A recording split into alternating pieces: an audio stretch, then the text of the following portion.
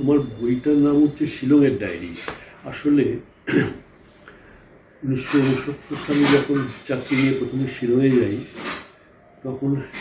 তখনও শিলং আসামের রাজধানী, মেঘালয় তখন তৈরি হয়নি।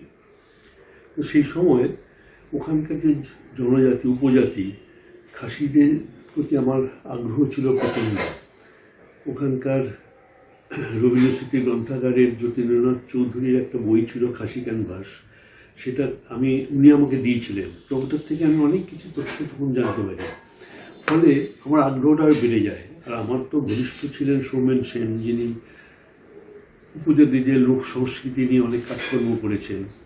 ফলে ওই সময় শিলংয়ের ডায়েরির কথা মাথাতেই আসেনি। তখন এইসব নিয়েই আমার ভাবনা ছিল, মানে কীভাবে এদের সঙ্গে মেশা যায়, কীভাবে জানা যায় অনেক কিছু।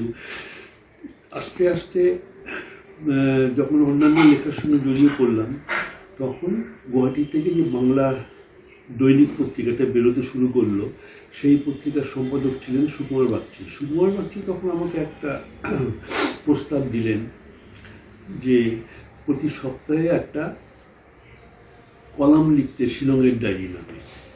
এই সময় চোখের সামনে যা দেখেছি, সে ওখানকার সমাজ, রাজনীতি বা সংস্কৃতি, মানুষ সব মিলিয়ে মিশিয়ে এই লেখাগুলো তখন প্রতি সপ্তাহে চাপে তৈরি হয়ে যেত।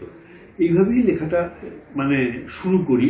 করতে করতে যে এতদিন ধরে চলবে, প্রায় 2 বছর ধরে প্রতি সপ্তাহে এই লেখাটা বেরিয়েছিল। বেরোবার পর ওখানকার স্থানীয় একটি ইংরেজি দৈনিকও পরে স্থানীয় উপজাতিদের জন্য তারা ইংরেজিতে অনুবাদ শুরু করে।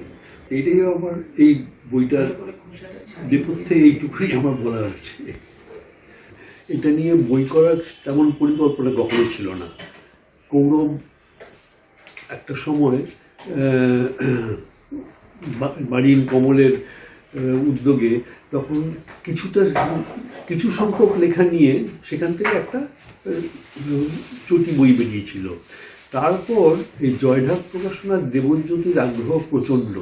সে তো জোর করে এই পুরো বাকি যে আমার কাছে পেপার কাটিং ছিল এই 2 বছরের লেখার, সব কিছু সংগ্রহ করে নিয়ে সেই বইটা করে। এবং সবচেয়ে বড় ইন্টারেস্টিং হলো সেই বইয়ের সঙ্গে, মানে যখন আমি শিলংয়ের ডায়েরি লিখি, আমার ঘনিষ্ঠ শিল্পী বন্ধু প্রয়াত মইনুল হক বড়মহিয়া, সে প্রত্যেক সংখ্যাতেই তার ইলাস্ট্রেশন ছিল। প্রত্যেক সংখ্যার লেখাতেই তার সঙ্গে তার ইলাস্ট্রেশন বেরোতো, এবং সেও খুব চমকপ্রদ ইলাস্ট্রেশন।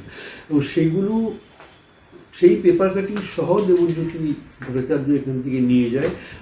এবং অবশ্যই সেটা মইনুল হক বড়ভূঁইয়া আমার প্রিয় বন্ধুর প্রতি শ্রদ্ধাও বলতে পারবো, যে সেইটা আমার এই লেখার সঙ্গে বেরোবে।